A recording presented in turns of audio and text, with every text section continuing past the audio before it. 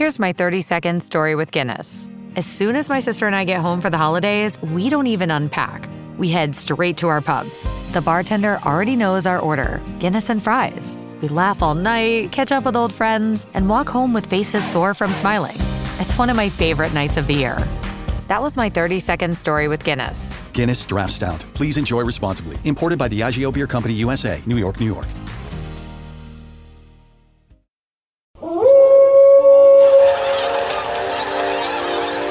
News team, assemble!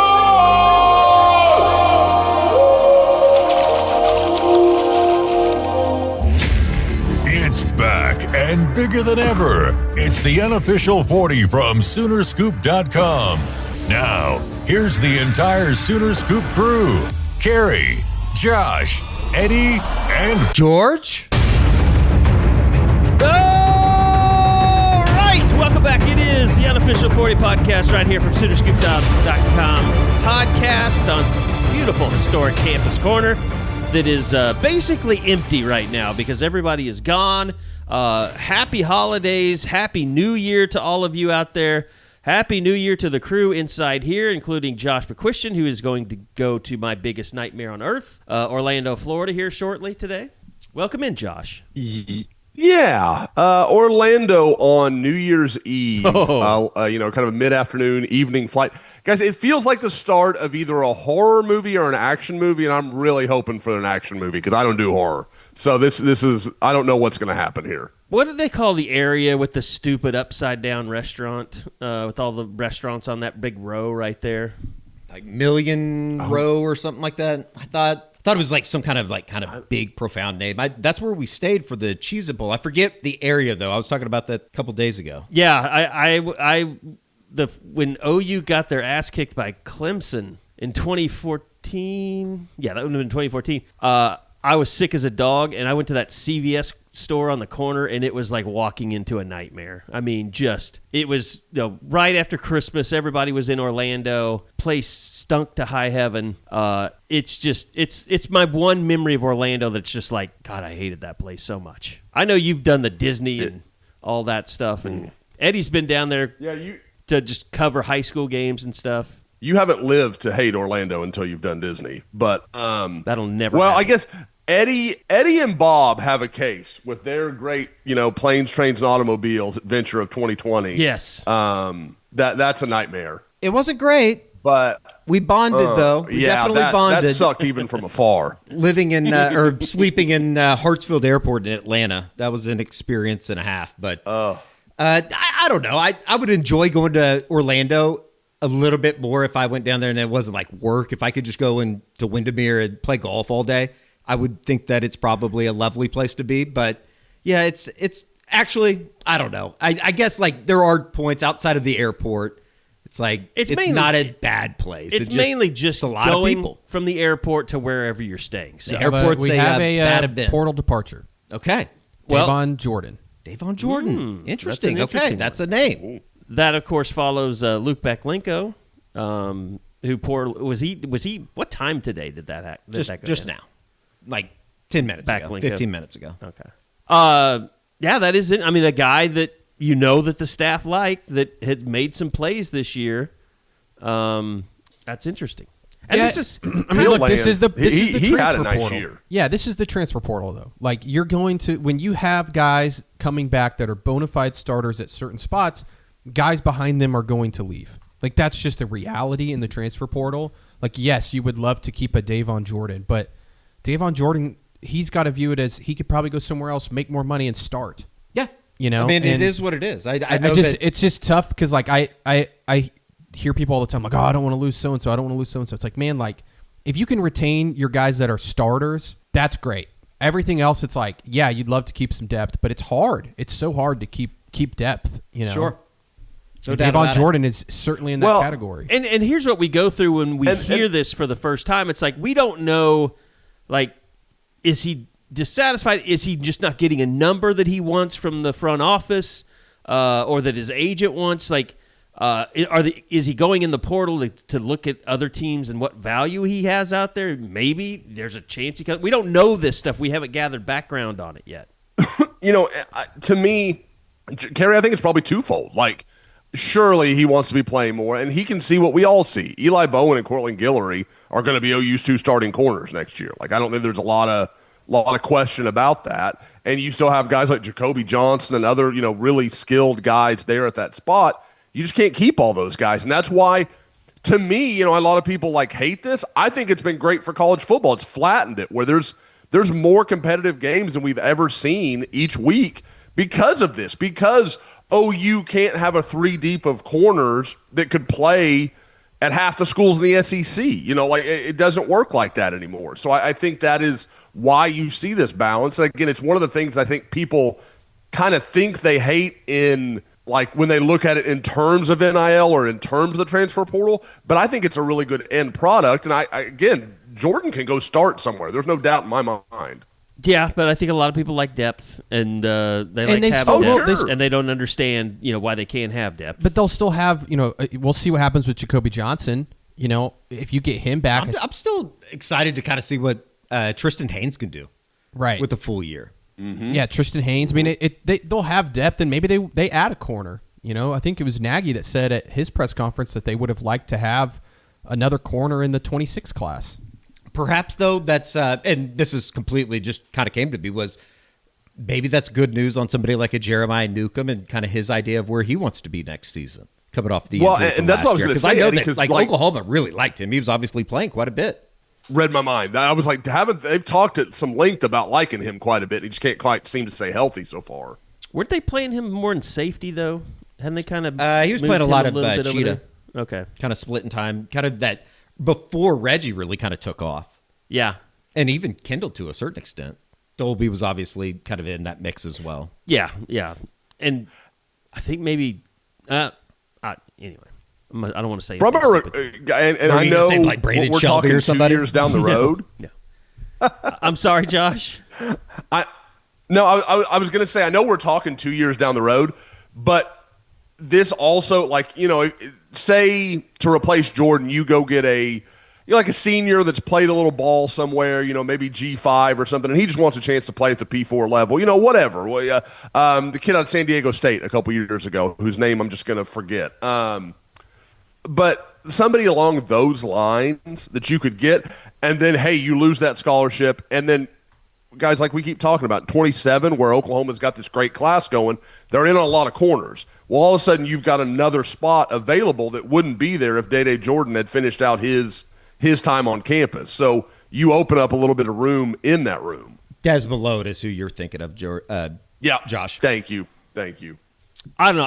I just see a guy that was getting some playing time. He had the sack at Alabama, and was a guy that seemed to be someone that they really liked and were ready.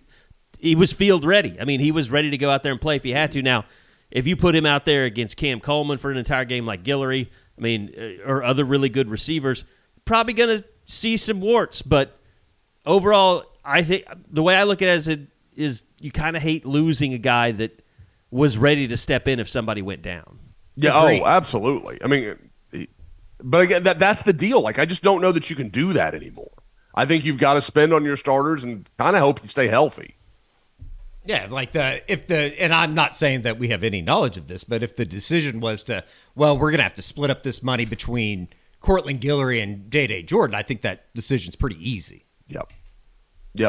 No question about it. And again, there's going to be Guillory more. has another year. You have to think about that too. Yeah, and there's going to be more. I would imagine guys like that you go, oh, I didn't see that coming. That sucks. But you're going to have to go replenish yourself in the portal or through high school recruiting, like we said. All right. So can I also just say real quick, it was magical. Last night was magical. I had so much fun watching the Alamo Bowl. And I don't know what it is, and talking about another city that I'm not too high on, not too keen on, but the Alamo Bowl always delivers. That's just a great bowl game. I love the Alamo Dome just in general, and it seems like anytime that TCU goes down there, it's a lot of fun. Who is this person, George? I don't know. I like the Alamo Dome. Didn't say I like the city. I've never seen Eddie more miserable than when we had to go to No, he's never been more miserable. And I've seen Eddie miserable. He made us miserable. Yes. When we had to drive to the UTSA practice fields to watch OU practice on Christmas Day in San Antonio, legitimately was worried for Eddie's health. Well, that's all in the past, guys. I'm looking forward to the future. Things have gotten better. I mean, Eyes forward, George picked fellas. this amazing restaurant, and Eddie was just like, "Yeah, it's okay." And I will say that I stand by that. Whatever. It was pretty It good. was a damn good restaurant. I can't wait to go back there someday. Hopefully, if it's still open. I hope not. I had that dream again. My small business needs to hire, but I don't use LinkedIn, and I hire wrong. So then I'm doing IT, and when I go to plug the servers in, they become sentient, and they won't let us access our network unless we forward their chain emails and memes to more and more and more people, and then I wake up. Don't let hiring nightmares ruin your dreams. LinkedIn Jobs' new AI assistant finds and invites best-fit candidates to apply, so you can discover talent you may have missed. Post your job for free at linkedin.com/quality. Start hiring today with LinkedIn. This episode is presented by State Farm. Having insurance isn't the same as having State Farm. It's like needing the protection of an offensive guard on the football field, but getting an elementary school crossing guard. Sure, they're both guards, but you can only trust one to keep your quarterback safe when the game is on the line. So don't settle for just any insurance when there's State Farm. Like a good neighbor, State Farm is there. Unless it's I for mean, the if I go to San How is George today? If I go to San Antonio by myself, I'm going to seek out that restaurant. That's what I'm saying. What'd you say, Josh? I said, you don't sound good today. How are you today? Oh, I'm just in the middle. I'm actually Just working typing, on a story here that you can check out on Soonerscoop.com. We've got a really good deal going, 50% off. It's just a story, getting into some of the portal stuff and maybe a potential staff note. So, okay. we're just working, but I'm good. I'm good. I'm ready for the new year. I'm ready for some and I don't know what it was, but yesterday it just kind of met my need of having some bowl games that were really fun, and I thought the Tennessee-Illinois game was a lot of fun. Obviously, the USC stuff was awesome last night as Lincoln and company blow a 10-point lead with 6.5 minutes left. But it was I don't know. It's set up for today, which I think is a fantastic slate. Even the Sun Bowl has a little bit of interest with me. Duke and Arizona State, and I think the playoff games are going to be awesome over the next couple of days. I'm ready to kind of jump all the way into the quarterfinals. Yeah, and the kid that scored against USC, the Jeremy Payne kid last night, I tweeted about it. I don't know how people know. That's Zion Kearney's high school teammate. They played together in Houston. Oh, really? And yeah, they at oh my gosh, Hightower. Sorry, just went blank there for a second. And Jeremy was an OU offer for a while. Kind of thought what's funny is he was actually offered before Zion was, and Zion kind of was a little bit later in his emergence. And Payne was the guy that I thought would be in OU's class early on, and it just kind of they pivoted to different guys, but always super explosive. But that was as physical as I've seen him run. I thought he really had a great night. That was a fun game. Good for the Ken Seals kid too that stepped in for Josh Hoover. Thought that was really cool. He grew up wanting to go to TCU. Obviously stopped at a couple of places before that, but it was just a fun game. It was awesome. Yeah, and just to not have your starting quarterback and to go and win that game. I mean, God, USC, they might have the most opt-outs of any team so far in the bowl season. They had quite a bit. And I do think that, if they were at full strength, I think they would have probably won that game by a couple touchdowns. But it was fun. And I'm a big Sonny Dykes guy. I think he's a pretty good dude from what I've heard. I know that some people that know him behind the scenes in Fort Worth, seems like he's he'd be on the short list of coaches I'd love to have a beer with. And I say that a lot because 3 or 4 years. He was pretty in support of the Horns for Peace movement a couple years ago. I heard through the grapevine, so I've always kind of had an affinity for him. 3 or 4, he's won 9 at TCU. That's pretty impressive. I don't, that's Gary Patterson range. All right, we've got more good bowl games coming up. It is weird that basically, OU had to trade a home game for a bowl game this year, but I don't think anybody would take that back. I mean, no, having a playoff game at home is better than any really other bowl game you could have gone to that wasn't in the playoffs. Yeah, I mean, I certainly wish that we were all out in Los Angeles doing this podcast right now and getting ready for the Rose Bowl tomorrow. But it is kind of weird. I was telling Josh Calloway over at basketball on Monday night, it's been kind of weird over the last week, not really having the season over, but not having any type of bowl game experience or like getting ready to go. Like just being around my family at Christmas was kind of weird because it had been so many years that we had, probably usually traveled on the 25th or the 26th to get out to the site. Yeah, I went down to Frisco and did Christmas, and then they came up here and did kind of Christmas. My family, my mom and dad at least, but yeah, it was weird. And what do you guys think about this round of games at home? Like like Indiana getting to host. I'm 100% in support. Alabama. I think that was like the overwhelming consensus coming out of the first round of the playoff games was why the fact aren't that, we doing this more? And if you're going to go to 16, you might as well have the first 2 rounds on home sites. I think having guys like Dan Lanning come out and say, yeah, this game should be in Lubbock, they earned it, only kind of helps support the cause. But it seems like there's a lot of things in college athletics right now that administrators and coaches are saying, hey, we need to do this. And it's overwhelming majority. And I don't know. I mean, we'll have to see what the NCAA says when they get back from their holiday vacation, which is well earned. I mean, no reason to be in the office right now for those people in Indianapolis.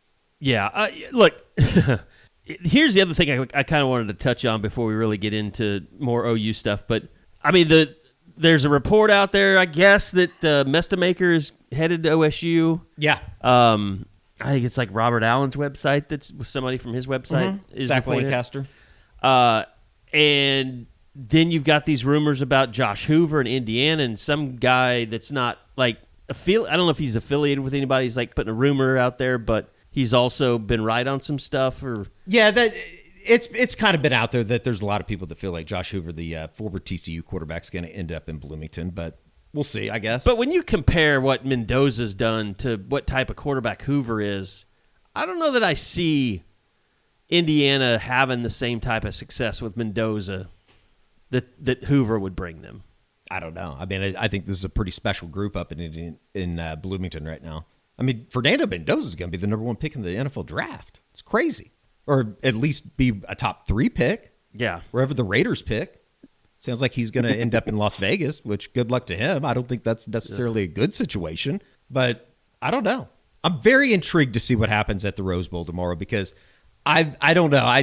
We had this conversation last week, but I've kind of talked myself into this idea that Alabama's going to win straight up and maybe win by a touchdown.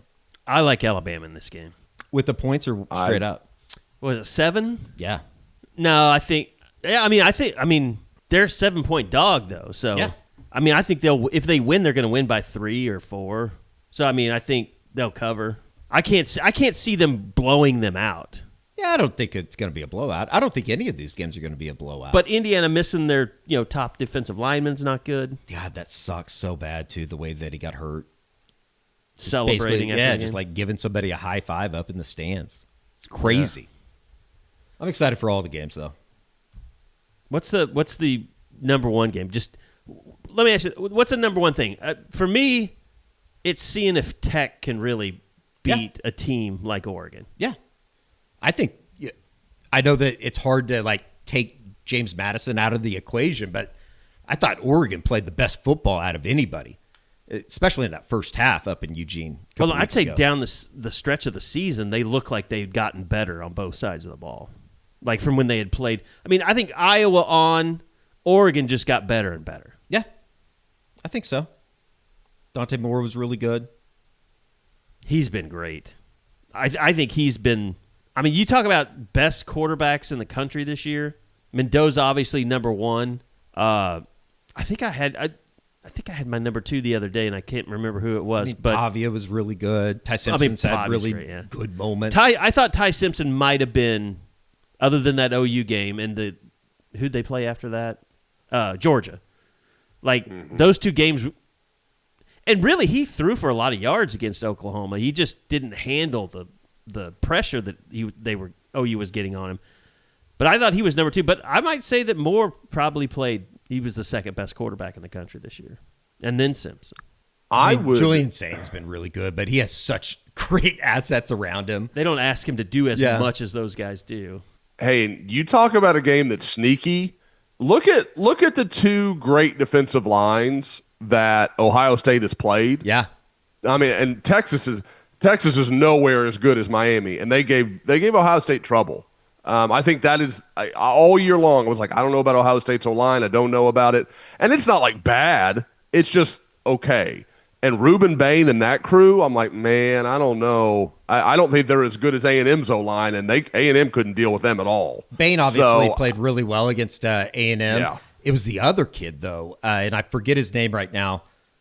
It's embarrassing. Not the Mesidor kid. Mesidor, yes. Yeah. I thought he was fantastic against A&M. Yeah. I've loved him since he was at West Virginia. I thought he was a monster way back then. So, but yeah, I don't know. Again, I don't believe Carson Beck is going to go beat Ohio State. I just can't get my brain to that place. But I could absolutely see that being like a 13-10 Ohio State just kind of gets out of there with their lives. I'm just seeing this thread from Sooner Mike 1 last night. Oh, God. Not the caster. F you, Tebow, you castorated sissy. I was like, did you think he was in castor oil? I opened it up and I said, I'm drunk, Joshua. F-U-C-S. My God, Sooner Mike. Yeah, if qualify an awful post with Josh, I'm drunk, F you, like you're going to get away with a lot. Like I'll just be honest. That's the Lincoln Riley experience right there with some Sooner fans. I don't hate on it.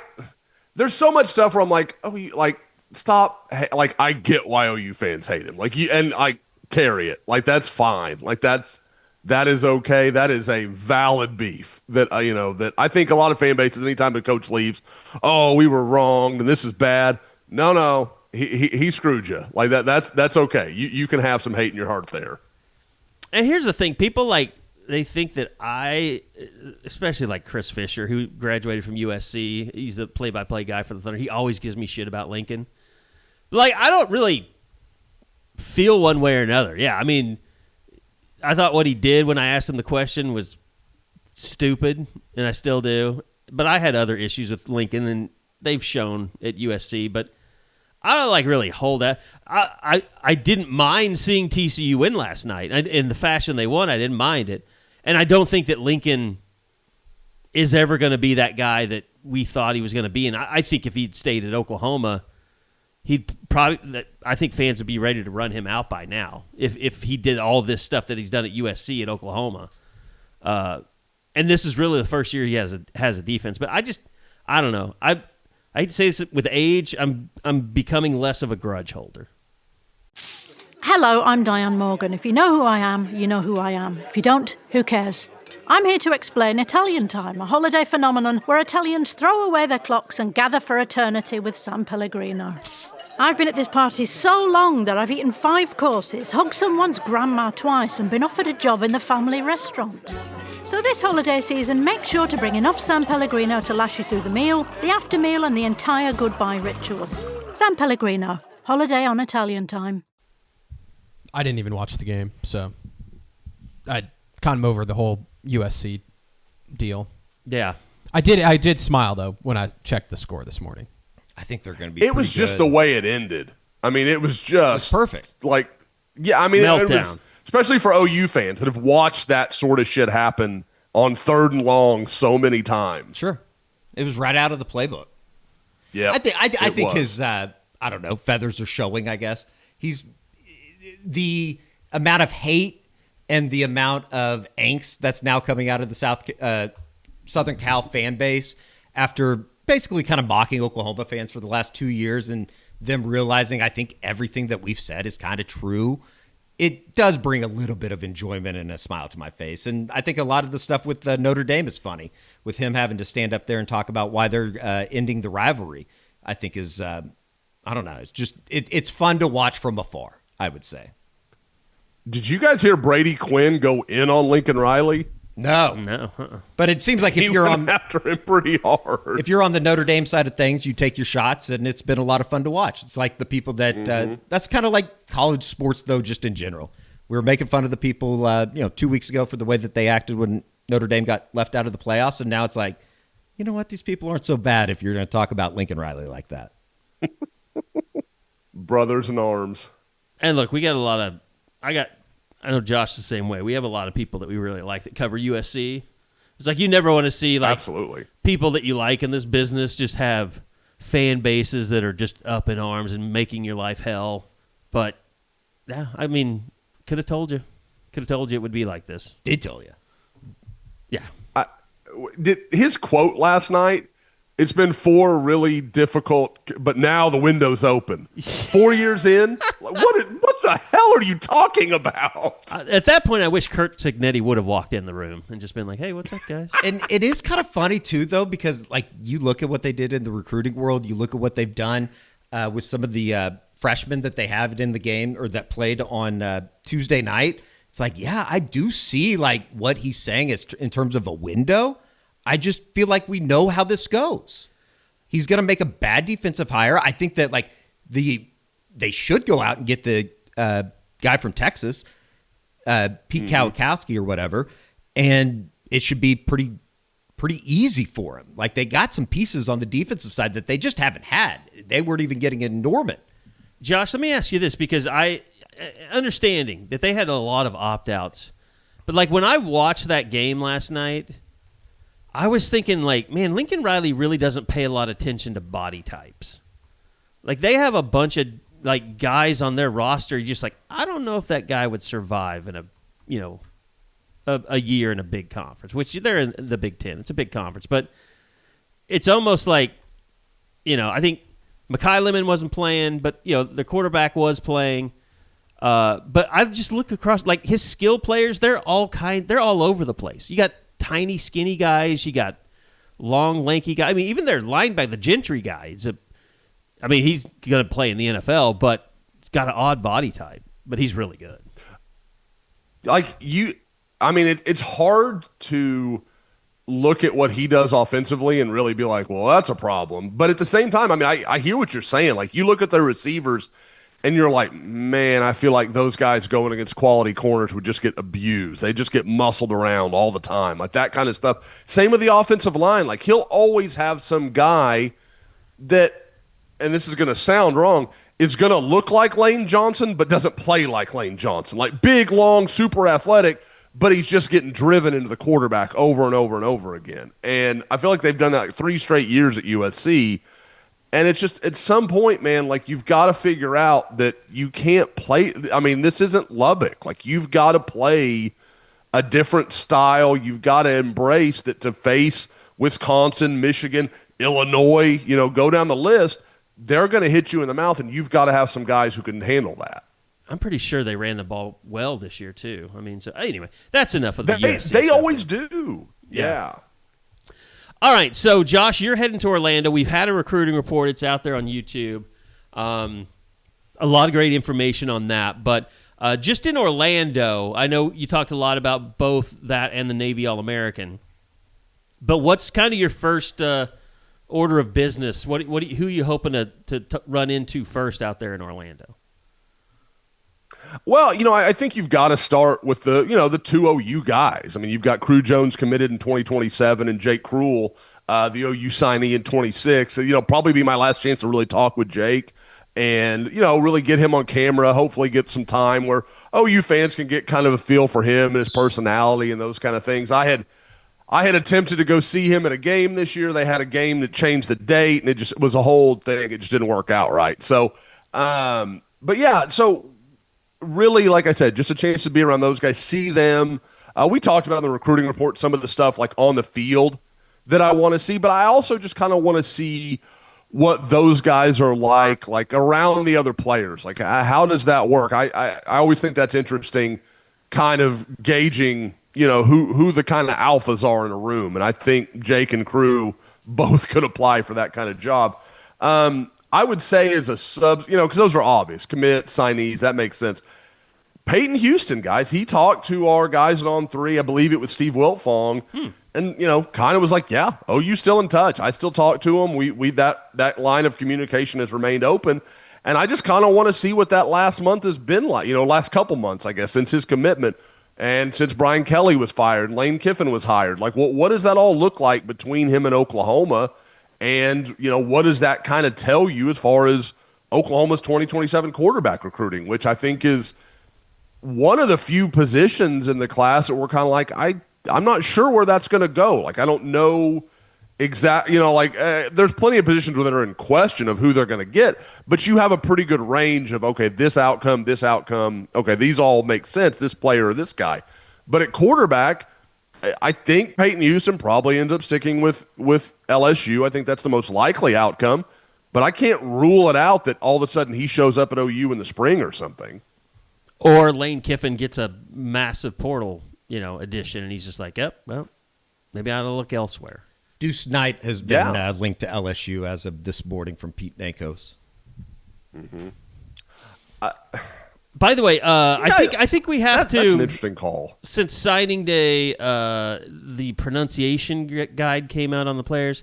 YouTube comments are getting very upset when we don't call him Jake Krell. Do not care.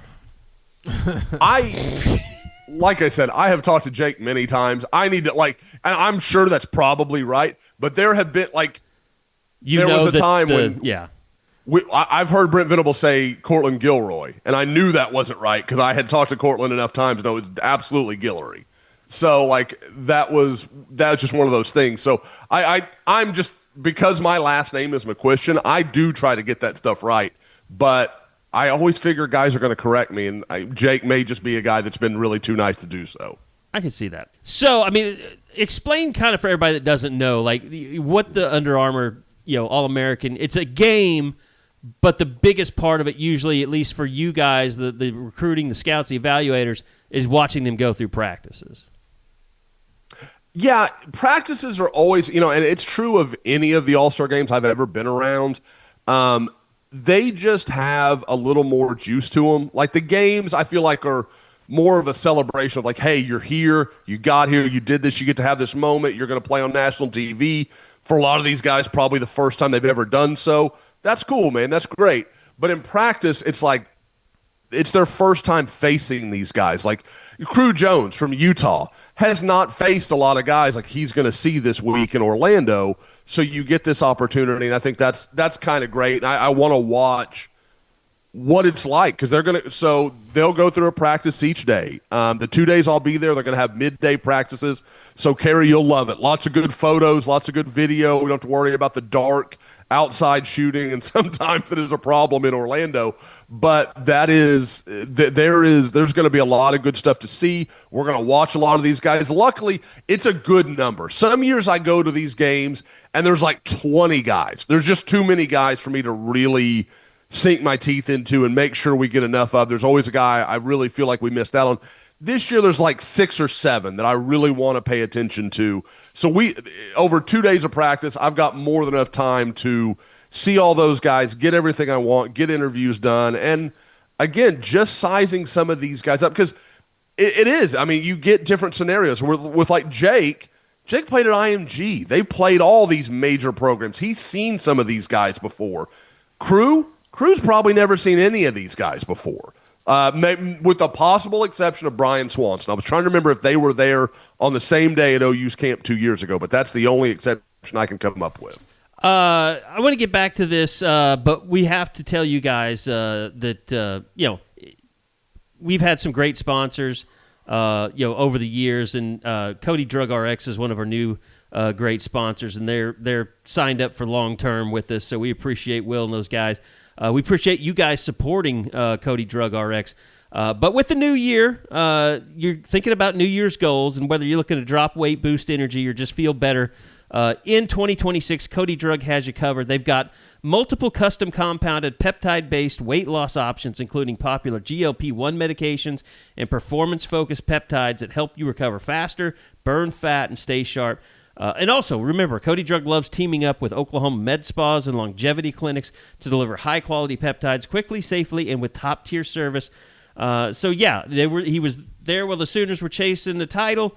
He came to every game, talking about Will, and now he's ready to help you guys chase those New Year's resolutions together. Visit CodyDrugRx.com to learn more and see how you can get started. Cody Drug, personalized medicine built for champions. And I don't think they have peptides for vision, but you don't need those because we have Eddie Radosevich and Enjoy Vision. You're going to have to act quick on this, but now through the end of the year, you can save an incredible $600 on LASIK and lens replacement. Whether you're an OU fan or maybe just a Thunder fan, you want crystal clear vision for another championship run, or just in time for bowl season to come to an end, or maybe even the college football playoff stuff if you're still paying attention. You can schedule your LASIK or lens replacement consultation today at enjoyvision.com. That is the letter NJOY vision.com. Happy berry savings. Enjoy Vision. This is where Sooner Scoop LASIKs. Yeah, tell them Sooner Scoop told you could get the offer. Maybe even if you're hearing this after New Year's. It is kind of odd because this time of year, there's a lot of places just shut down until New Year's. Of course, the portal doesn't allow us to do that. So it's been kind of hard getting people to do stuff for us, like around here. And I don't know where I'm going with that. I don't either. I was wondering. I really think I'm just going crazy old man right now. I think I had a point, but I lost it. So Josh. I know, Eddie, you have the list of names of some of the guys that are going to be there that Josh is going to be looking at. We kind of went more in depth on the recruiting report. You can watch that on YouTube or listen to it just in terms of guys that Josh is going to see in Orlando. But I do think that one name that has been familiar to a lot of Oklahoma fans was the first member of this 2027 class. He's since decommitted, Zane Rowe, and he's one of the best defensive linemen in the country, defensive end or maybe an interior guy if he keeps growing the way that he is right now, Josh. Kind of interested to see what you report back, though, from somebody like a Zane Rowe and his interest in Oklahoma, and especially when we talk about this, the momentum that was built. I know that we have a story up from Rivals.com right now just in terms of Oklahoma and maybe getting a top 5 class. He's one of those guys that I would think if you're going to finish in the top 5, you kind of got to finish the race with.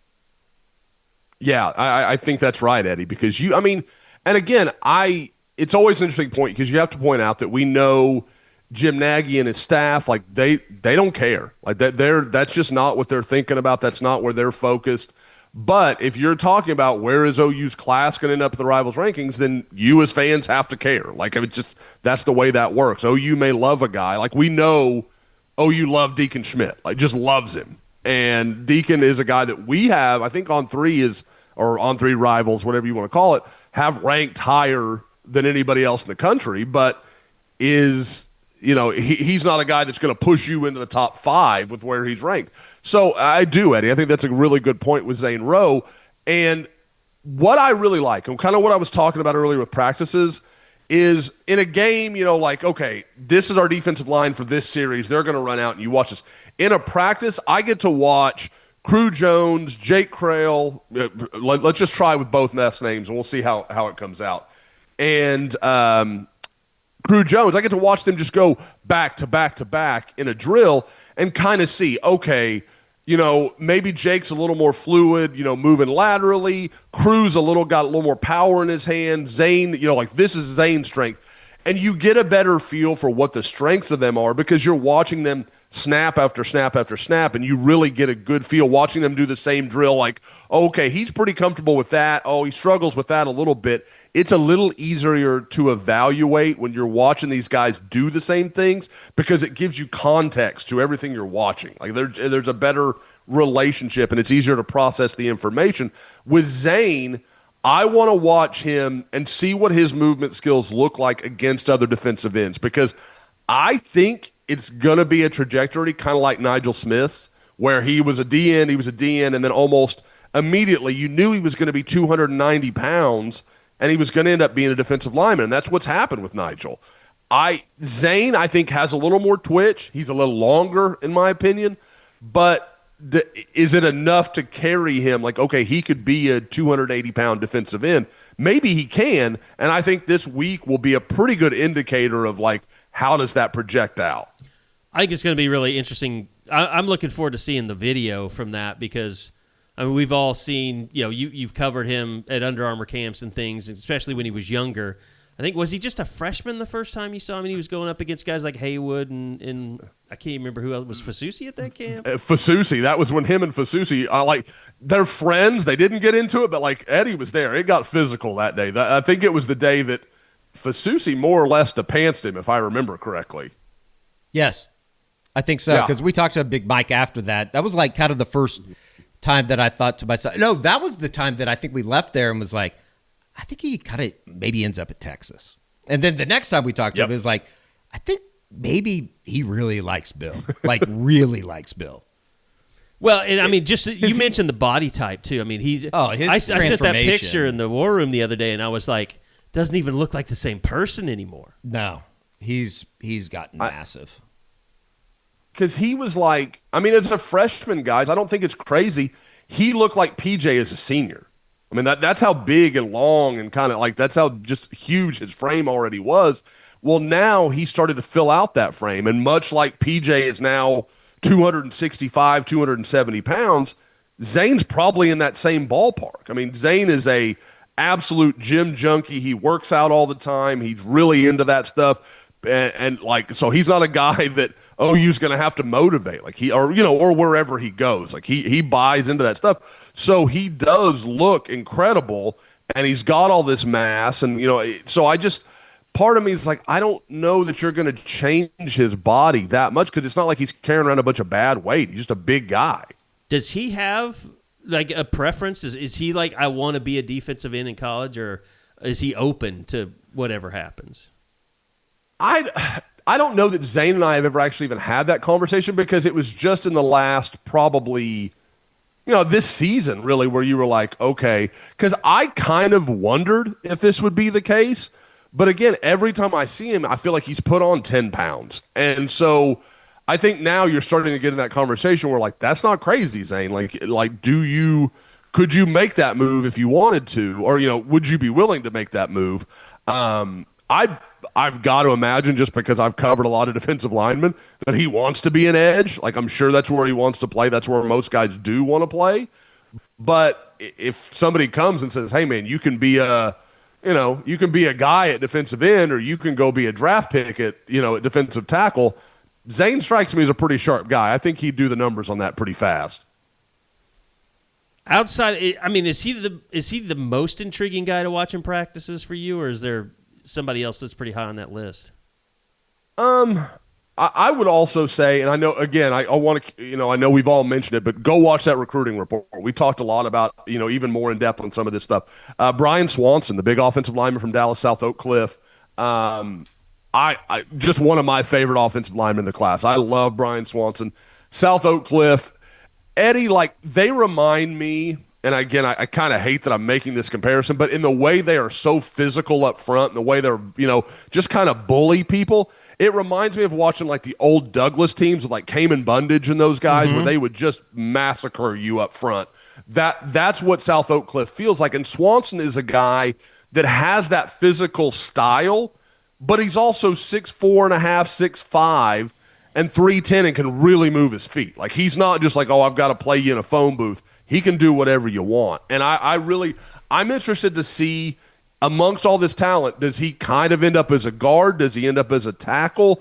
Where does he kind of play? Where does he look most comfortable? I think that's all really interesting with Brian Swanson.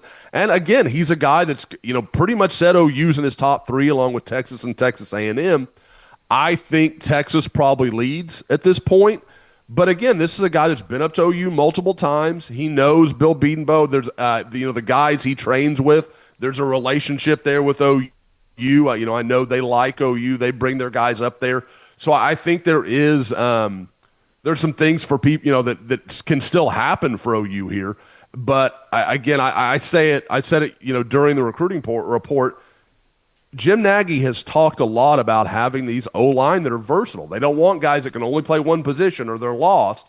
And Brian Swanson, I've never seen him play center, but with that exception, I don't think there's a position on the offensive line that he just couldn't play. Go ahead. Not connected to any of the Under Armour stuff, I don't think.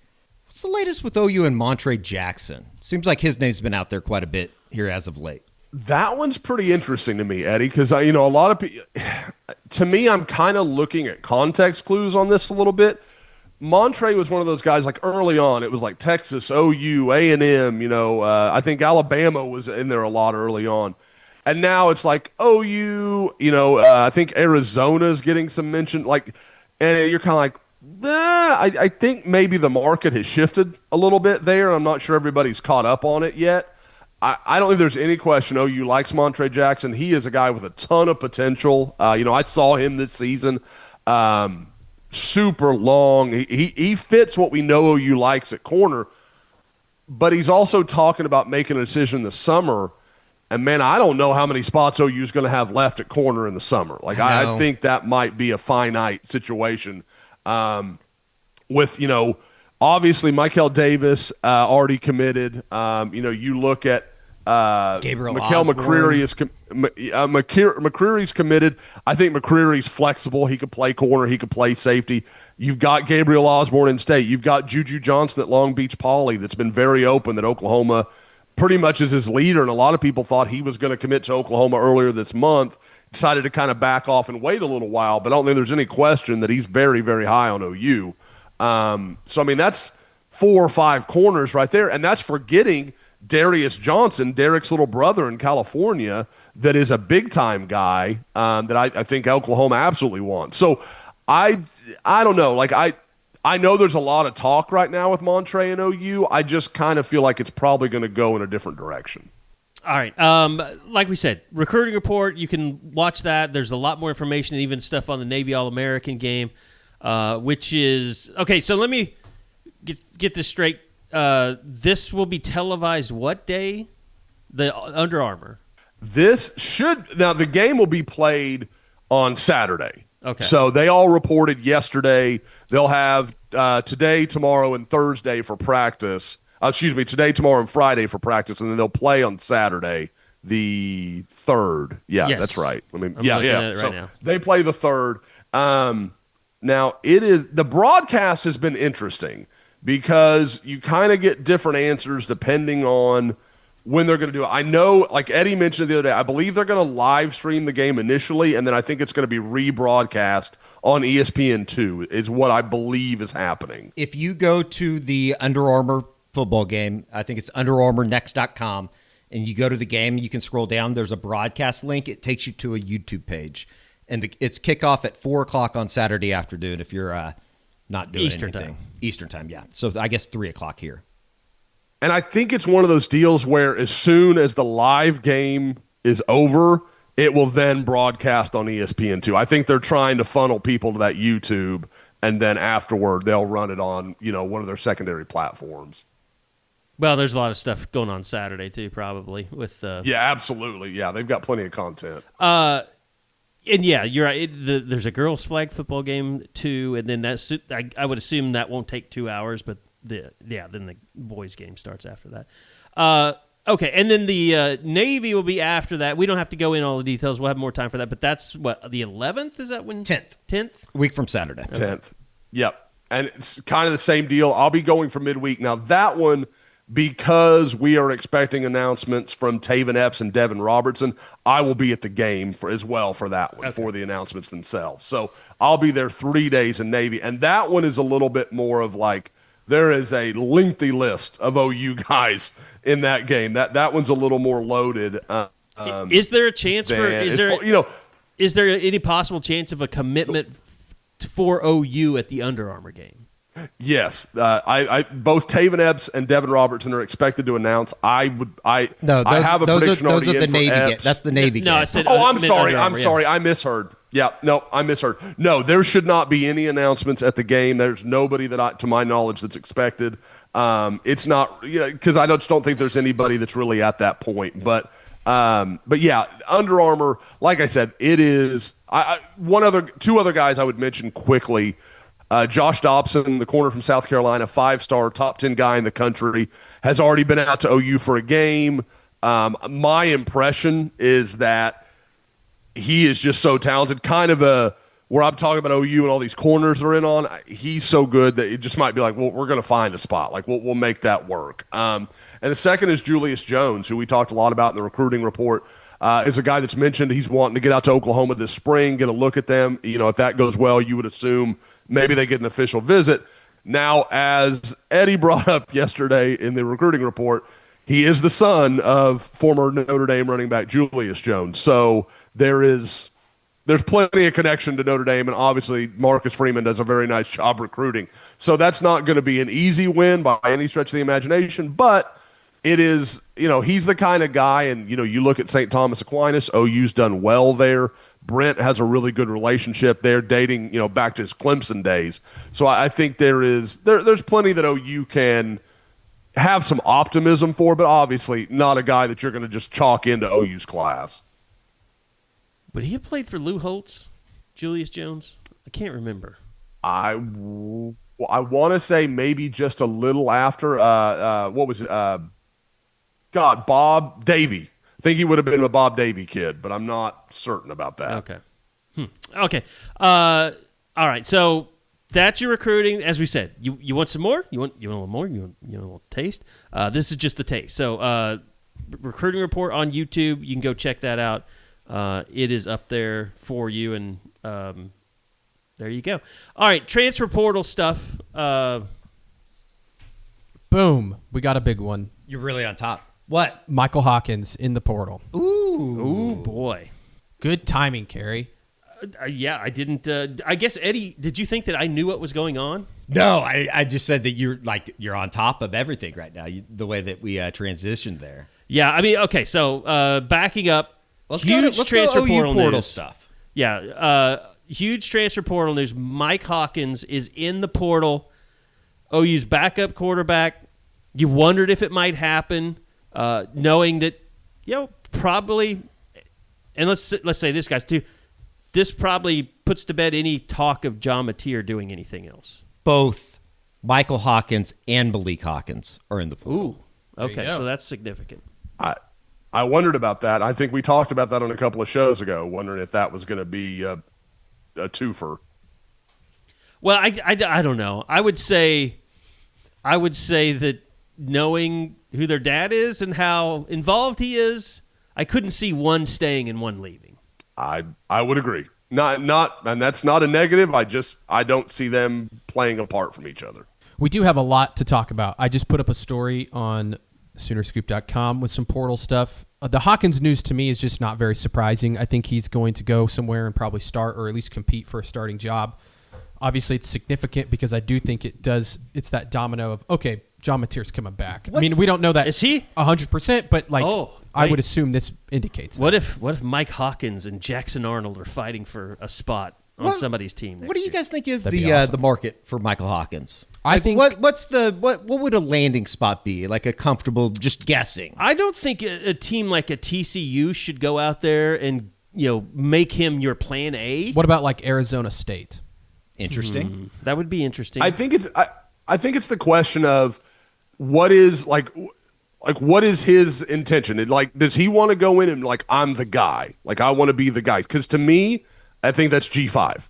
Now, if he wants to go in and have a realistic shot to compete, he can do that at the Big 12 and the ACC and some opportunities. I think that's possible. But for someone just to tell him, you're our guy, we're going to build it around you, I think that's G5. My guess, Josh, I think you're right. My guess, though, is that he'll land at a Power 5 program that he can go in and he's competing this spring or fall camp. I think that's his most likely outcome is he goes somewhere and he's competing with a young guy or another transfer. I could see him at Baylor or something, something like that, and he's competing, or Houston. I don't know why I keep saying Big 12 schools. It just that makes a lot of sense to me. I don't think he's going to be at I don't know, Auburn competing for a starting. Something like that. Maybe a Florida State. He could go to Florida State and compete with. Is Castellanos coming back there? Just have every Oklahoma. I think say Kevin Sperry, Jaden O'Neal, Michael Hawkins competing for the job. Josh, who else recruited Michael out of high school? TCU was heavily involved. Okay. That was kind of the school that everybody thought, kind of before OU, because OU was kind of back and forth for a while, and then once they really put the foot down, that it was TCU that kind of was at the the finish line with them. But again, he was tough to gauge because everybody was a little hesitant with Mike because, well, if Oklahoma gets involved, they're going to be really hard to beat. And so I think some schools that maybe would have recruited him harder were maybe a little tentative about it. Yeah, my read on it is I could see his reps and him, because I think Mike's done a really good job of letting his father be the noise, and every time that we've ever talked to him, he's basically he hasn't said a whole lot, but he hasn't contributed to anyone thinking that he's full of himself or got an attitude problem. Like all our dealings with him say he's a really good guy. I mean, has anybody absolutely. Just a quick business note? Has anybody put this on the board yet? I mean, TPT thread. Okay, I'm going to put it on the board. Very good. That's how that works, folks. That's how the meat's made. Sausage. No, but what I was going to say is, I don't think that the people around him will allow him to go to a school that's not promising him a starting job, or at least leave Oklahoma. Yeah, that's a decent point. And I think you're because he's an enigma because he is so physically talented. He does stuff every once in a while. You're just like, wow, like that's unusual. And it just feels like maybe if he could go somewhere again, like a Tulsa, like go to Tulsa and just go nuts for a year. And then, okay, hey, like kind of like we're watching Vanderbilt right now, like Diego Pavia, go somewhere and have a huge year, and then maybe a bigger opportunity could open itself up.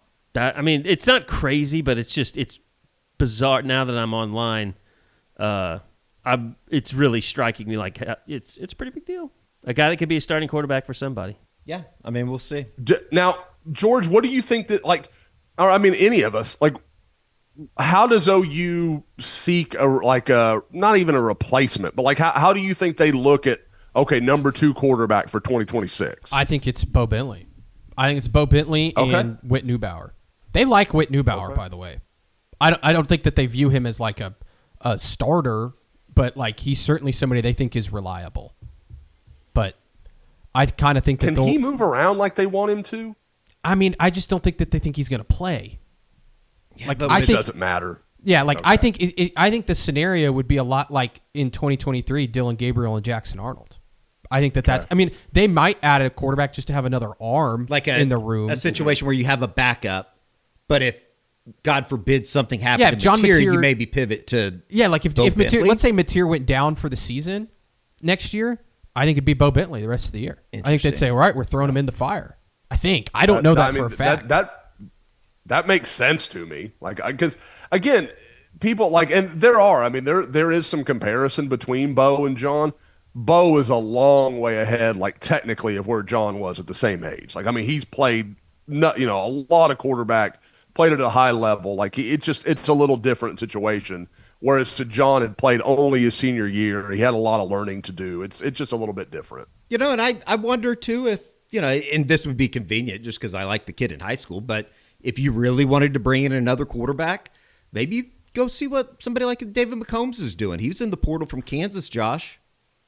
I don't hate that at all, Eddie. I think he's a really talented guy. Yep. With all the offensive turnover, and I don't know what his situation was this past year in Atlanta, but it sounds like half of Georgia Tech's offensive staff is going down to Gainesville with Buster Faulkner. Do you holler at Grady Adamson, a guy that we talked about quite a bit back in the day?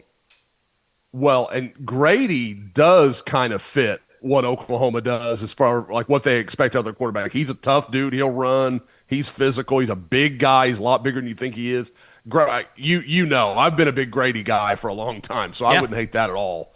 But either one of those guys, fine. Like, and really, kind of, I not like I have huge expectations because I think the next starting quarterback, after John Mateer is Bo Bentley. I don't think there's a lot of question about that. But if you could bring a guy in that's talented enough to, hey, maybe this is a competition, maybe this is at least interesting, great, no problem. And I think both those guys are very talented. And they would, David's a California guy. It's a little different. But I know, like, there was a point in time Grady would have absolutely jumped at an opportunity to play for OU. I don't know. I will say this. I could see, coming out of the spring. Now, Bo Bentley, will he be here in the spring? Yeah. Yes. He will be. Yep. Okay. Yeah, I mean, I think they're going to know that decision on the backup quarterback coming out of the spring. Yeah. I would assume so. Yeah. I just meant more in, like, planning. Like, how do they see it? Like, do we need to go get somebody, or do they feel okay if they didn't lose anybody else? Like, okay, we've got 4. I'm interested in that's fine. What does Jet New do? Sure, I agree. You know, hand up. Some guy that forgot about. We never talk about, like, if Jet New were to leave, I think certainly you have to go add another arm. Hand Who up. was the guy from West Carolina that came in that left? Oh, the kid that went up to Pittsburgh. Yeah, Cole Gonzalez. Yes, Cole Gonzalez. I knew it was Cole. I almost said Cole Adams. Like, I mean, they could go and find somebody like that. I mean, they really liked him. I mean, he went up to Pittsburgh. He was going to push for the starting job. They really liked Cole Gonzalez. Yeah, and he made some really good throws in that spring thing, whatever it was. Another full disclosure. I don't think I ever put 2 and 2 together that his dad is Billy Gonzalez, who was the interim coach at Florida. Oh, I did not. I had no idea. Yep. I was watching, it might have been one of the final Florida games of the year. And they were, it was when they beat Florida State. And they interviewed him. And it was like, everybody was talking about, like, what a great guy he is. And so I clicked on his bio. And he's been a guy that I think has been kind of known as one of the better wide receiver coaches in the country. And I was like, oh, shit. He has a son named Cole. And so I started looking him up. I was like, oh, this is the guy that was at OU. I think they just lost their... I think that was the connection between Cole and Pitt was Pitt's offensive coordinator is Cade Bell, Kerwin Bell's kid, that obviously has a ton of connection to Florida. Yeah. And I think that's how that all played out. But I don't know that. That's just kind that of makes sense. Dots. Makes a lot of sense, actually. Here's my advice to Mike Hawkins. Incarnate Word. Yeah, no kidding. I mean, no, he'll get a bunch of dudes coming out. A better opportunity than that. But didn't they just lose their coach too? Incarnate, yeah, for like the 12th year in a row, yeah, probably. Something crazy. I don't know if that guy left or not. They were pretty good at the FCS level, though. Well, it should be interesting. I think probably saw this coming. It does, I think, maybe solidify some stuff on the offensive side of the ball, and I think that's what the next. I don't know, George. What do you think? Like 5 to 10 days is going to be, is maybe even sooner than that, maybe the next 72 hours, we're going to get a pretty good idea on where Oklahoma stands with a lot of these guys that we might have questions about still.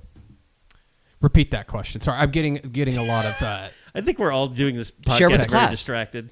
We can get into a lot of the portal stuff. It has nothing to do with the daycares in Minnesota? No, I did watch that, though, last night. That's a crazy story. It is crazy. It's called fraud, folks. Do you think over the next 72 hours, as we get closer and closer to January 2nd on Friday, we're going to have a better idea of where Oklahoma stands with a lot of these guys that maybe are still kind of question marks around them? This is what I'm going to say, because the portal is just the wild, wild west. There's a lot of negotiation still going on within players on the roster. So, I put out a list today of potential guys. Now, that list could grow. It could shorten. There's guys on that list that I think are still going to end up at Oklahoma, staying at Oklahoma. And there's some guys that are not on the list that I kind of am leaning towards. I think they're going to be gone. So it could change a lot. So they're still negotiating. I would also tell you in terms of guys they're targeting, because I know of 3 guys, and they're all out there at this point. I've written about them quite a bit, that are likely going to be in Norman this weekend. That's Florida tight end Hayden Hansen, Colorado State running back Lloyd Avant, and Arkansas State defensive tackle Cody Sigler. I think Oklahoma feels good about all 3 of those guys. We'll see if they land them. Other than that, we haven't heard a ton about other targets that they're going after, like bona fide, they are very interested. Owen Long, the Colorado State linebacker, I think they're very interested in if they can get him. But I think there's guys that are not in the portal yet, guys that are not even announced that they're going to be in the portal, that Oklahoma is very interested in and are waiting to see if they do enter the transfer portal. So I would just be patient. I think they're also waiting for a few things to be signed, to be inked in terms of guys coming back, whether that's Kip Lewis, Isaiah Satania, Xavier Robinson's, even John Mateer. We'll see if that, obviously, I think is going to happen. Don't we all agree, though, that if Mike Hawkins didn't know John Mateer was coming back, yeah, that's why I'm saying I think it's for sure. But they're waiting to see who, once things are official, then going after some guys in the portal. And I think they're also waiting to see, they think that there's going to be a lot more guys enter the portal over the next few days. So like what you were saying, Eddie, yes, I think over the next week, there's going to be a lot of movement. Okay. So either way, departures and additions. And I think that we're also going to get a better idea here over the next couple of days as the portal officially opens on who OU is going to be bringing in. I know that you listed off those first 3 guys. Those are going to be way more than that. Yes. Yeah. Like, how many do we think that they'll end up bringing in the portal? Is that like a question that I don't really can't know. be answered right now? I would guess somewhere, give or take a few, 10. Like, if I said that, knowing it, just based off what we kind of feel like is going to be maybe you're 2 deep next year, how many portal guys are going to be in that? Is like just this year's portal, or are you talking about even previous portal guys? This current portal. If I said 4.5 is the over-under. Over. Okay. Definitely. Yeah. Because I think you're Gotta looking raise your at lineup then. I think you're definitely looking at least 1 tight end, probably 2. At least 1 offensive lineman, probably 2.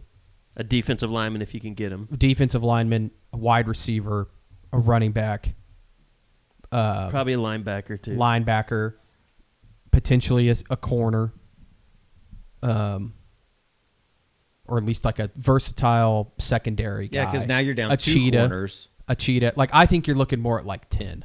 Somewhere in that number. Should be interesting. I think. And maybe it's less, and maybe it's more. I think some of it, like I said, they're waiting on a few guys in decisions to be made. I still think there's a handful of wide receivers that are going to leave that have not left yet. Like an Ivan Carrion, Zion Reagans, KJ Daniels, Josiah Martin. Like, all 4 of those guys I would circle as potential departures in the wide receiver room.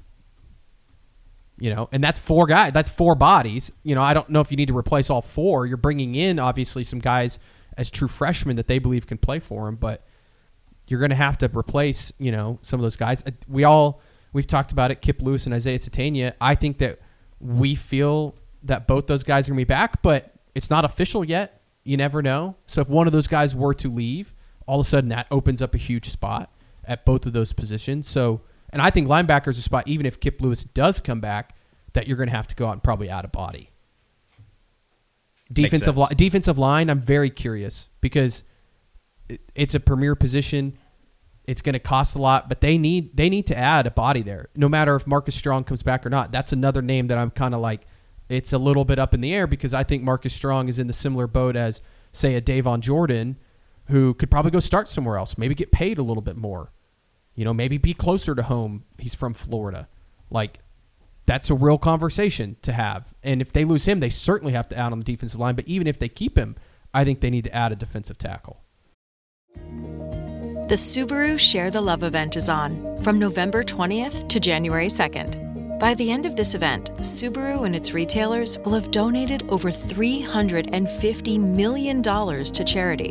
When you purchase or lease a new vehicle during the 2025 Subaru Share the Love event, Subaru and its retailers will make a minimum $300 donation to charity.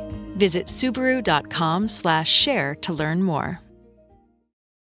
Same with defensive end. I kind of think if they can find just a body, they would pursue it.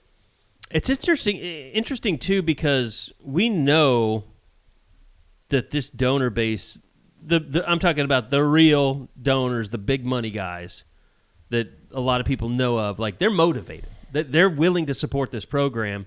And so yes, but I also don't think there's... Well, hold on. And it's going to be Jim Nagy's first year where we can really say, how did this front office do when it's all said and done? Yeah, I agree.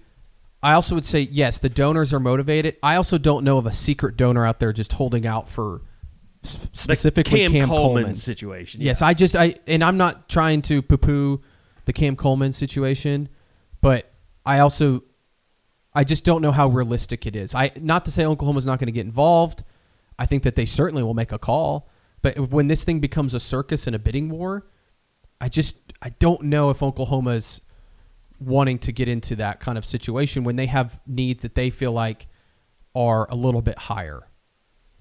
Especially when it's like, if Cam Coleman costs $3 million, which is kind of around the number that has been put out there, that $3 million can go get you 3 to 4 really good players. Unless you have somebody that's sitting here saying, and I don't think that they do, that we know of, hey, I want this $3 million earmarked, go get Cam Coleman. Which would be awesome. I don't think that it's worth it. Yeah. I really don't. I've almost become convinced that I do like some of what they have in the wide receiver room currently, If you can get Satania back, I know that's a opinion that gets you nearly your head bit off on the board. Go get a badass tight end, maybe 2. I wonder if there is a coach out there in the country where a donor stepped forward, like, I'll pay this much for this guy. Oh, I'm sure that's happening. The coach is like, I don't want to do that because it could disrupt the locker room. Yeah, I don't know if it's disrupt the locker room as much as, like, you said it in one of our group messages, Carrie, the other day, of, like, they hired Jim Nagy so that they wouldn't spend $3 million on just a single player, like, to actually build a roster. It's not Moneyball. He's not trying to win cheap, but he was hired and his staff was hired to maximize the value that they are given. Right. Now, if I think, though, if a donor, like this secret donor, came to Jim Nagy and said, hey, look, I've got $3 million and I want you to spend it on Cam Coleman, I think Jim Nagy would probably be like, all right, whatever. And I'm also saying, but where the hell have you been this whole time? Where have you been? That's the part that you need to clip, folks. George just told you there's a secret donor out there. I look, we talk to a lot of people inside the program and a lot of people outside of the program that have a lot of say on the periphery of the program and that have a lot of dollars. And I can just say that I would say all of those people that we've talked to have not indicated any sort of secret donor ready to pony up for specifically Cam Coleman.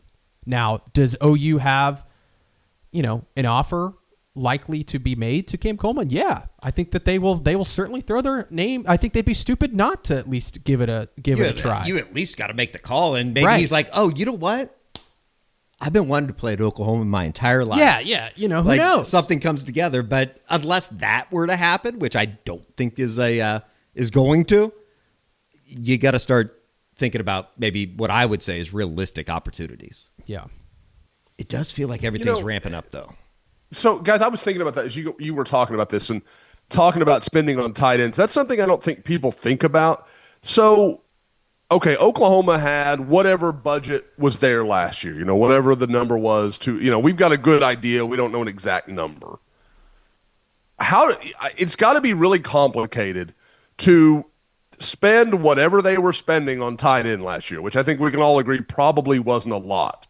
And then to somehow allocate more funds, still basically hit a similar number, but hey, we've got to spend a lot more on the tight end room and yet still have all this money guaranteed, not guaranteed, but promised to guys like David Stone and Jaden Jackson and Kip Lewis. Isaiah, like you've almost got to create like a little window where maybe a guy like Davon Jordan can't stay so you can go buy a damn tight end. Like that kind of stuff that I don't think people think about because you wouldn't have just we were not just going to spend on the tight end room because that's what our normal tight end budget is.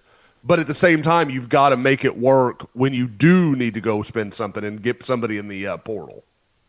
I also think that the sentiment that I have gotten is that Oklahoma feels very close, that they felt close this year to being like a true contender. And yes, they had to have some things go their way in November and all that, but they feel like if they can bring back the core of this team, whether that be on the defensive side of the football and a lot of the young guys coming back.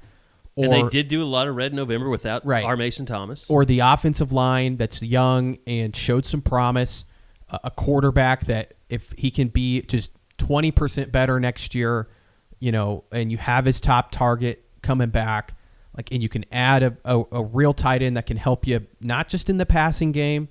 I know there's some criticism out there of the Florida tight end, but he is a really good blocker. Like you add somebody like that, you add another wide receiver that can help you, maybe a running back. Like the Oklahoma feels like they could be a really good football team next year.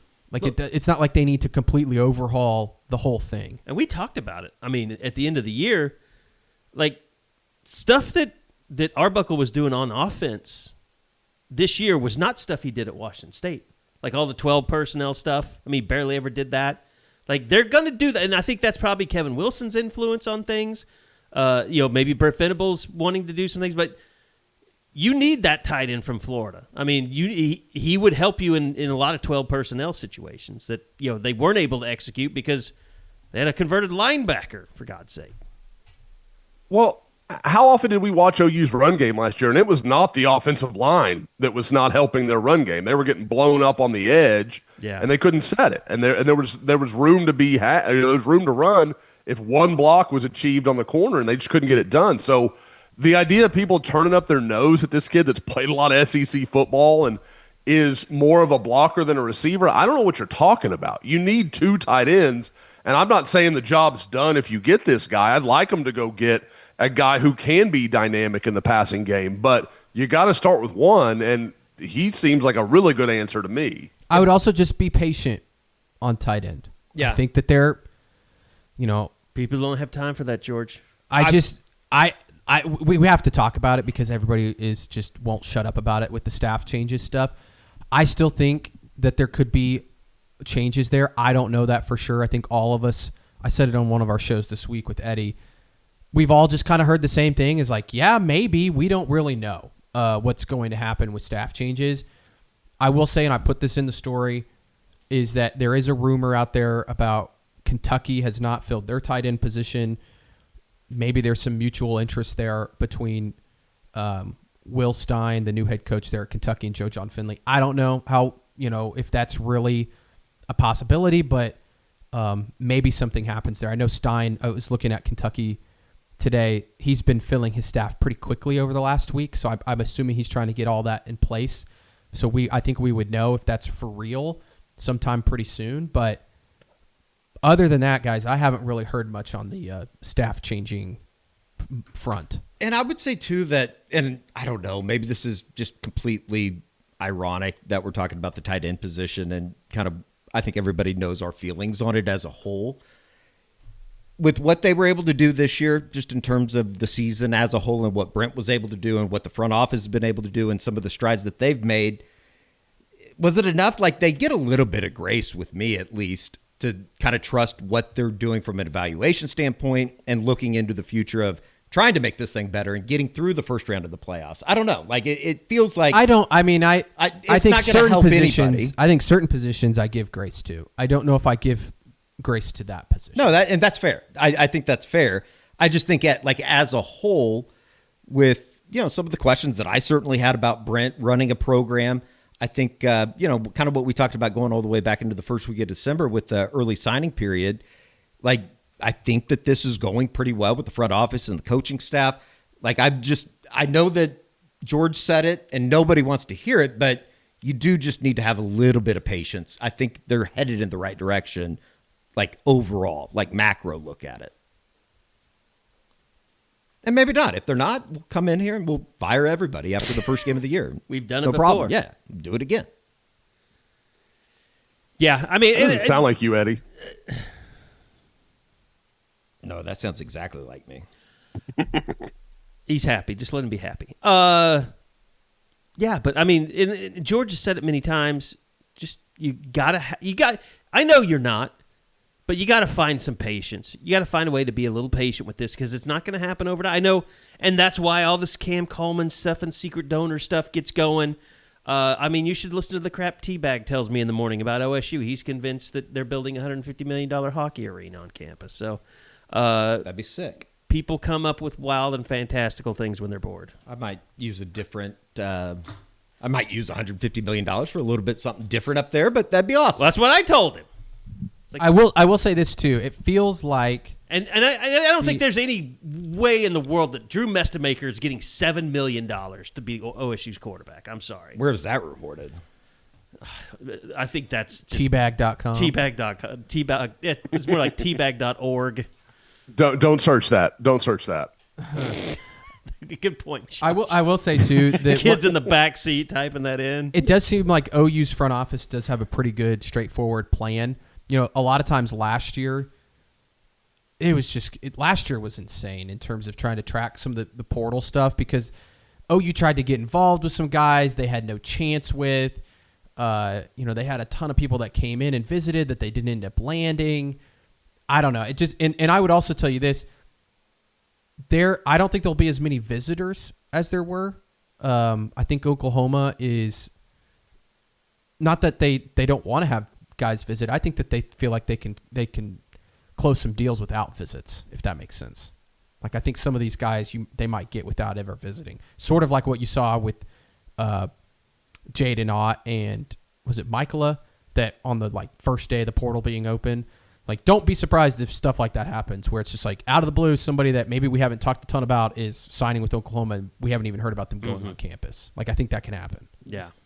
George, do you think that's a product of like the front office just, and again, like I mean more of like why a kid would make that decision? Is it like maybe a guy that OU's familiar with, or just like they've done the background and they feel comfortable moving on the guy? They've done the background and they feel comfortable. And I think that they're prepared. Like I said earlier, I think there's a handful of guys that who are not even in the portal yet at positions that they want to add that they are prepared to offer and sign like pretty much immediately as soon as they hit the portal. So if obviously there's the same mutual interest, but they've done their due diligence on a lot of players, like a lot.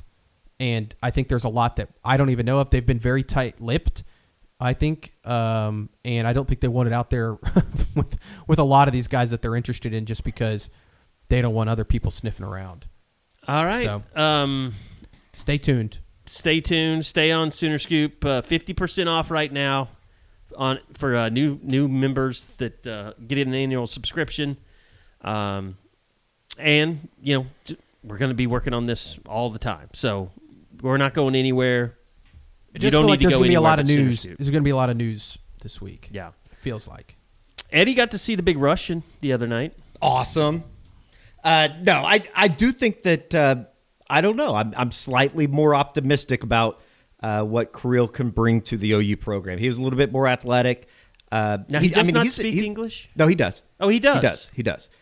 He's a 23-year-old. He's been playing professional basketball, albeit it's been over in Russia. But I think for a team that needed to add something in terms of a depth piece, and Porter Moser talked about it a little bit after the game on Monday night, not exactly the the best thing for the sport right now with all the additions at the mid-year that some of these schools are making, but there's no rules against it. So why wouldn't you get better if you could add somebody? So we'll see. They got kind of an interesting start to their conference play. Ole Miss coming up on Saturday. It's a game that you should win. You should be able to take care of business. Then you go out on the road for a couple games before, I think it's Florida and Alabama coming into town. So I don't know. I'm slightly optimistic, though. Like at 10-3, the Arizona State loss obviously wasn't great, but the other two losses I think that you could stomach.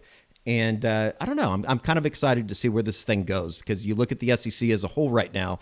It's certainly not the conference that it was a year ago, and you should be kind of in the mix, in the middle of it, if you can get some of these guys to continue to play at the rate that they are. Offensively, they're very good.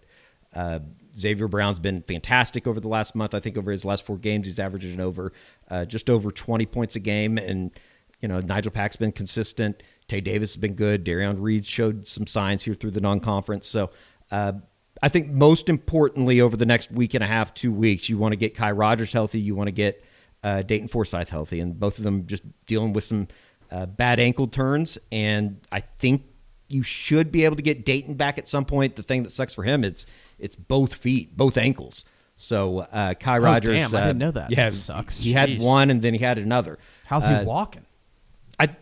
With a boot on one of his foot. And then Kai Rogers turned his ankle against Stetson. But Porter, after the game on Monday night, said that both those guys, if it was an NCAA tournament game on Monday night, they wouldn't have been available. So it's fairly serious, but not something that they should miss a month and a half for. They should get them back here in the next week, 2 weeks, you would hope. All right. Aaliyah Chavez, first conference game tomorrow. Tomorrow, okay. At Texas A&M. Down in College Station, who is terrible. Yeah, they're not any good. And OU plays Ole Miss to open up conference, so they better win that game because Ole Miss is not very good. Chris Beard might kill A.J. Storr at some point. I know that we've said that this year, but I think he hates him. Other than that, Josh, what time are you taking off today? I'm about 4 hours out right now, so just trying to gotta get up to the other side of town. So that's exciting. But looking forward to a very empty airport. You sent us a video. You have a skateboarding daughter now after Christmas, after Santa came? Yes, I do. She's a skater chick now, so we're pretty excited about that. We can get the pads on her most of the time. She's pretty good at putting the pads on, so that's good. How does she feel about no Avril major Lavigne? crashes. Get her listen to some Avril. Didn't love Skater Boy. But she's got some bangers. She's okay. I'm not upset with Avril Lavigne. Tiffany has been coloring their hair at various points in their lives since they were about 1, so it's all possible. But yeah, no, that was our big Christmas moment for her. She really, really wanted a skateboard, which is like, it was just completely out of left field, and now she's on it almost every day. So I don't know what's happening.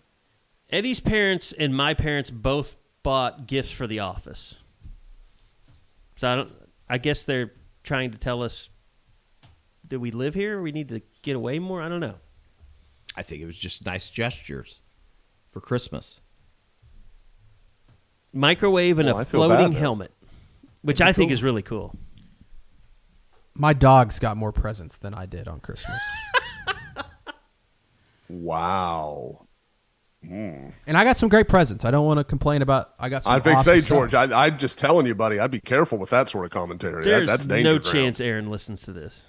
She was actually Right? Okay, asking. fair enough. She was asking today. She's like, "Are you guys going to talk about me on the pod today?" And I was like, potentially. It's like, we always are talking about you on the YouTube show. How much you love the daily greens from Huel. Yeah. Speaking of, I know you guys get this all the time because you're there, you're present, people see you on the shows, all that stuff. Like, oh, hey, man, love your content, love you guys. Like, I don't get it that often. I live in Houston. I don't see people. So when we flew up the day of the game, like, I had multiple guys in the airplane walk up to me and were like, hey, man, we love Scoop. I know you're with your family. Don't want to interrupt. But they were super nice about it. I did want to apologize. There was a guy working at the airport, and he walked up to me. I was hunting for our bags, trying to get them off the conveyor belt. And because, like I said, we were running late. I was trying to get up to my in-laws before the game started. It was a whole thing. And I was so focused on the bags that basically my entire family heard this man walk up and say, hey, I really enjoy all of your content. And I didn't give him a moment's notice. And if that dude is listening, I just wanted to apologize because I felt really shitty about it. Yeah, and that was not at all. I just didn't hear you at all. And my daughters were like, why'd you ignore him, Daddy? I'm like, that's not what happened. So I felt kind of bad. And so I wanted to shout that out a few weeks after the fact. So hopefully he still listens and doesn't think less of me for that moment. All right. And you said your daughters walked away thinking that you're a celebrity now. They think, yes, they basically, I don't know, like, they think Dad's kind of cool. Laney thinks George and Eddie are like some sort of elected officials in the Oklahoma area, and they just get free wine and cheese wherever they go. Well, that is wrong. I was about to say, that is somewhat true for Eddie. We have been places where we have been offered free things. I mean, the whole office is just full of free stuff. True. Lainey refers to you all, like when talking to her friends, as her besties. That's right. Like she thinks you guys are like you're thick, you're real tight. So, and she will love that we're having this conversation. Very good. Shout out. Mm-hmm. All right. Well, I hope everybody had a great Christmas. I hope you have a great New Year. Be safe out there. Don't do anything stupid like drinking and driving. Make sure you get yourself an Uber if you feel like you've had a little too much. So take care of yourselves. Enjoy, your last vacation, I guess you could call it. And thanks to everybody out there. I just want to take a moment and say thanks for everybody listening. I have no idea how many years we've been doing this now. I think it might be like 14, might be 13 or 12. I can't. I'd have to go back and look at the first show, the date on it. But we appreciate everybody listening. Appreciate all the sponsors that have jumped on board with us this year. And mostly we appreciate all our subscribers out there. You guys really make all of this go. And without you guys, we're not doing any of this. So if you like what we do on the podcast and the YouTube, please go and subscribe. If you haven't done it before, you can get half off right now on an annual subscription. And if you have subscribed before and you want to come back, we'll welcome you with open arms. Please do. All right, that's going to do it. Guys, Josh, safe travels to you. Everybody have a very good New Year. Happy New Year to everyone. And we will see you back here again next week for another edition of the Unofficial 40 podcast right here on Soonerscoop.com.